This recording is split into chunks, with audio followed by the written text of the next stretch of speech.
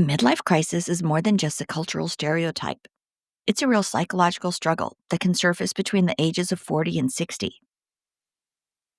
Often triggered by aging, loss, or unmet expectations, it can actually lead individuals to question their identity, make impulsive choices, or abruptly abandon long term commitments.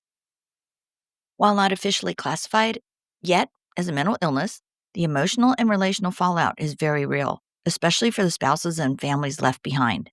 This podcast gives voice to those living through the aftermath, exposing the hidden pain, and seeking accountability, healing, and understanding. Thank you for joining us today on MLC Bomb Drop and Beyond. The stories and events discussed in this podcast are for informational and entertainment purposes only and should not be considered legal, medical, or professional advice. Any names, locations, or identifying details have been changed to protect privacy.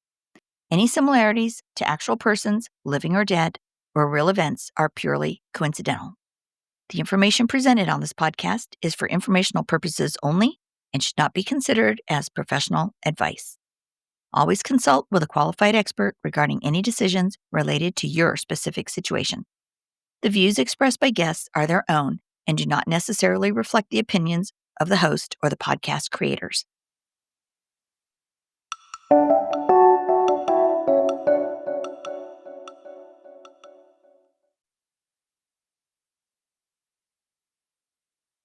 Hey guys, today's episode is inspired by my new book, Chosen in Secrecy, because one of the strangest dynamics in affairs is this. Someone believes they have been chosen, when in reality, they were chosen in secrecy, hidden behind someone else's marriage, hidden behind someone else's children, hidden behind someone else's life. And the real psychological question is this. What kind of mindset accepts being loved in hiding? Seriously, who is okay with that? Well, that sets today's theme. Music.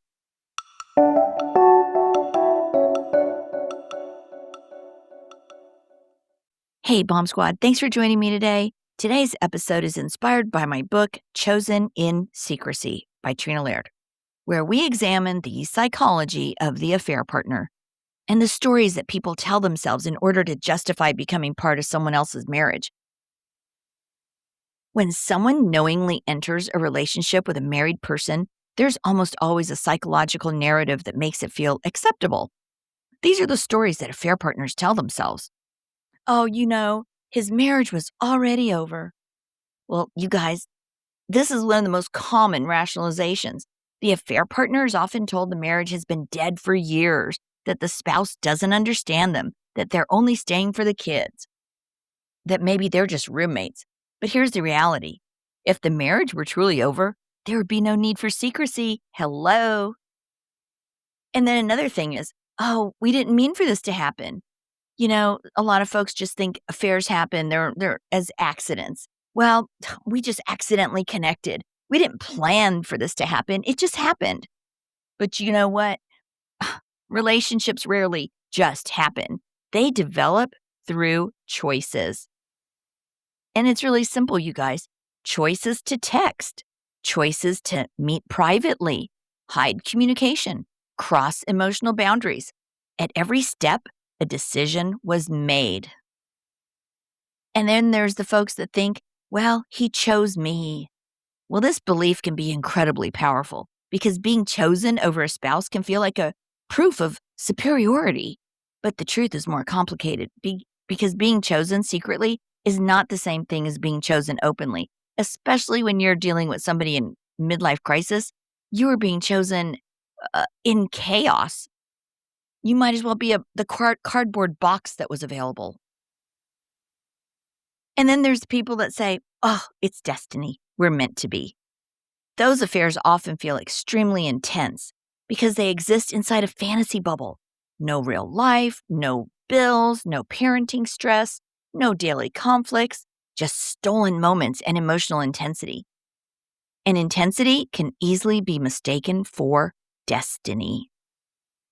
And of course, we have the The excuse that the spouse is the problem. In many affairs, the spouse becomes the villain in the story. They're described as cold, controlling, unattractive, unsupportive. But the affair partner usually hears only one side of the story, and that story is often shaped to justify the affair. Many affair partners believe they were the great love story, but in many cases, they simply arrived while someone else was drowning in internal chaos. They weren't the destination, they were the life raft. If you entered a relationship with someone who is married, I want to say something directly to you. Just know, love does not require hiding. Love does not require deception.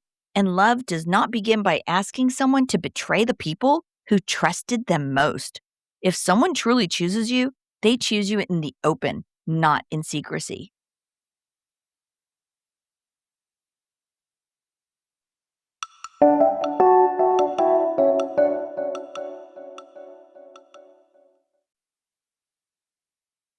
And you guys, one of the strangest dynamics in many affairs is something that people rarely talk about. Sometimes the affair partner becomes deeply obsessed with the spouse. The very person whose life they stepped into becomes the person that they watch, they stalk, they criticize, they compete with, and they sometimes try to erase.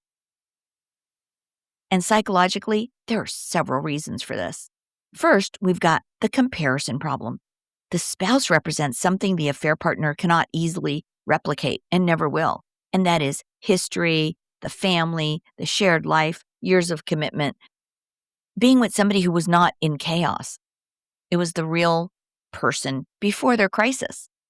So the affair partner often feels they must compete with someone who built the life that they're trying to step into. And this triggers insecurity. And insecurity often turns into hostility. And then we've got the replacement fantasy. Some affair partners believe they will eventually step into the spouse's role. They imagine they'll become the new partner. They'll be accepted by the children. They'll inherit the life that already exists. But reality doesn't work that way. Families don't just erase the person who came before. And when that fantasy doesn't unfold, resentment towards a spouse can grow. Then you've got the legitimacy problem. An affair relationship starts with secrecy. That means it begins without legitimacy. The spouse represents the legitimate relationship, the marriage, the family, the life built out in the open, a real life. But for some affair partners, the existence of the spouse becomes a psychological threat to their narrative, so they try to minimize or attack the spouse to make their own role feel justified. Some affair partners even frame the situation as a competition. They begin to think, oh, he chose me over her. I won, she lost. But this narrative is juvenile and fragile because the spouse still represents the life that existed before the affair. So the affair partner may feel compelled to constantly reinforce the idea that they are superior. And this is where you're going to see cyber stalking, hostility, smear campaigns, and attempts to provoke the spouse. When someone has to convince themselves they won, it usually means the victory doesn't quite feel so secure, does it? The uncomfortable truth is that relationships built in secrecy often carry a quiet insecurity. Because when a relationship begins by replacing someone else, the question always lingers in the background. If they did this with me, could it happen again? And it's good they think that because, yeah, it could happen again. And it's probably happening to you right now if you're the affair partner. Seriously, think about it. You've got somebody in chaos that, yeah, just think about it. So affairs often feel powerful in the moment, but the psychology underneath them is often much more fragile than people realize. So if you are listening to this episode because you were the spouse who was left behind, please know you were not replaced. A relationship that was built over years, sometimes decades, cannot simply be replaced by something that began in secrecy during chaos. What happened instead is something very different. Someone stepped into a moment of chaos, a moment of emotional instability, a moment where judgment, loyalty, and long-term thinking were totally compromised. And in that moment, the affair partner became part of the story. But that does not erase the life that existed before, for you, for your children, for your spouse, for anyone. You were the person who stood in the open. You're the one who built the life, who created the family, the one who lived the real relationship, not the hidden one. Remember, affairs exist in secrecy, in shadows, but real relationships exist in the light. And if an affair partner is listening to this episode, I want you to think about something honestly. If someone truly chooses you, they choose you in the open. They don't ask you to hide. They do not ask you to participate in deception. And they don't ask you to build a relationship on someone else's betrayal. Being betrayed can make people question their worth. It can make them feel discarded, erased, or replaced. But the truth is this: you were not replaced. Someone else simply accepted a role that required secrecy. And love that requires secrecy, that's never the kind of love that could replace you. So remember, guys, when someone leaves their marriage in secrecy, the new relationship is not proof of love. It is proof of the deception and what they are capable of. Thanks for joining me today on Bomb Drop and Beyond.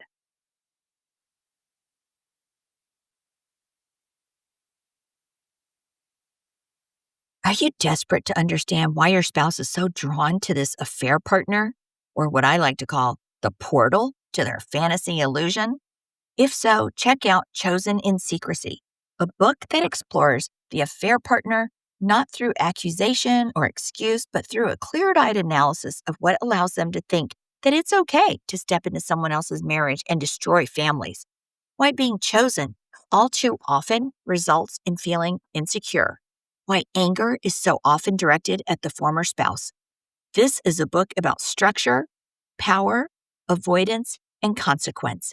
Again, that's Chosen in Secrecy, and it's available on Amazon, Kindle, in ebook and paperback.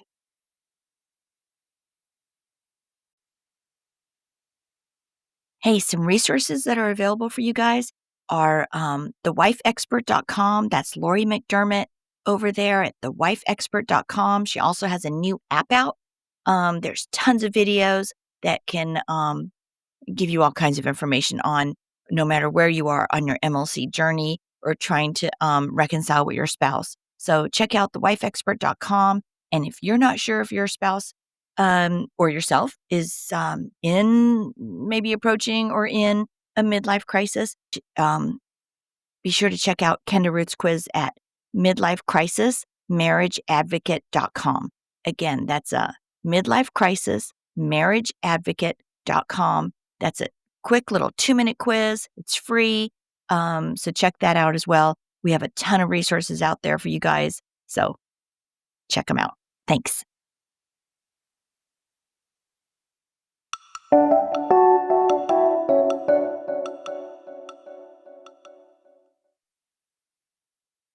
Hey, if you have a story you'd like to share with our listeners, or if you'd like to be a guest on the show, please email mlcbombdrop@gmail.com. Again, that's mlcbombdrop@gmail.com. All right. Thanks for listening. We'll see you soon.